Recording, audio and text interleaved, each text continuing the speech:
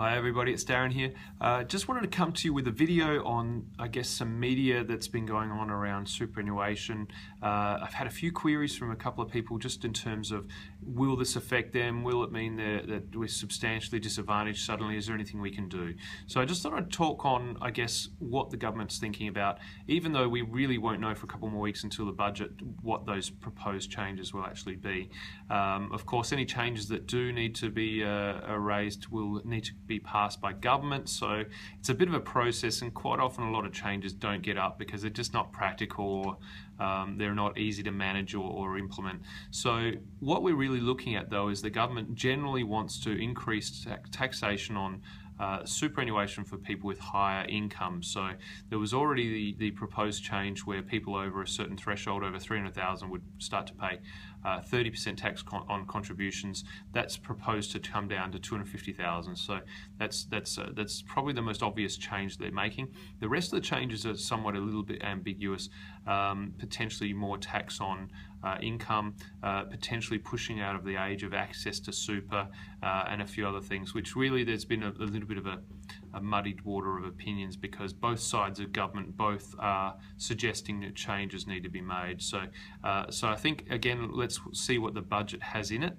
But I can tell you this, and this is perhaps to satisfy some of the queries I've had, is that governments traditionally will not make changes to superannuation retrospectively. They'll be for future cases only, and Bill Shorten suggested that would be true this time, and of course Joe Hockey, the man in the important seat as Treasurer, he actually will he's confirmed that that's the case this time as well. So if you've currently got a superannuation pension, also known as an account-based pension and used to be called an allocated pension, these are likely to be unaffected by any future changes because the government doesn't like to mess with existing retirees. So this is fairly important, I think, change. A fairly important measure, I guess, to keep in mind. So again, they call it grandfathering, or the grandfathering effect, which is just a funny term for when they don't make changes to existing pensions. They only apply it to future pensions.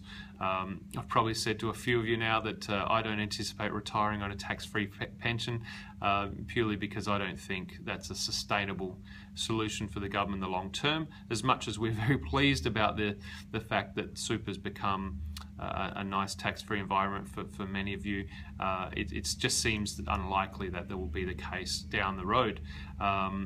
I would say this, that as super becomes less attractive in terms of making a little bit more tax perhaps on the higher income levels and things like that, I think the most important thing to remember is that we actually have some room to have money outside super. So we can reduce exposure to super and in some cases eliminate. And what I mean by that is that we have a tax-free threshold that's been increased substantially in recent years. It used to be $6,000 a year you could have income tax-free. This is outside super, by the way. So if you go to work and all you do is earn $6,000, historically you didn't pay any tax. That was moved to $18,200 in recent years. So we now have a lot more looser tax-free threshold than we used to. So what this means is that for retirees with as superannuation taxes increase or affect people, we can have more money outside super than we used to, invested in your own name or names if you're a couple. And that will actually allow us to fully utilise the 18,200 tax-free threshold for individuals and each people. So if you're in a couple, you can earn up to, say, 36,400 really, but you want a buffer.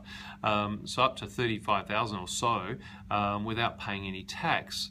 So that's pretty generous amount of tax-free threshold that I think a lot of people, especially in my industry, a lot of people just ignoring that. I think they don't really thought that went through, whereas I think it's a fairly straightforward exercise where what we may be doing in coming years is actually saying, right, rather than having every single dime you've got inside super, let's pull a little bit out, maybe 200,000 or 300,000 and per person.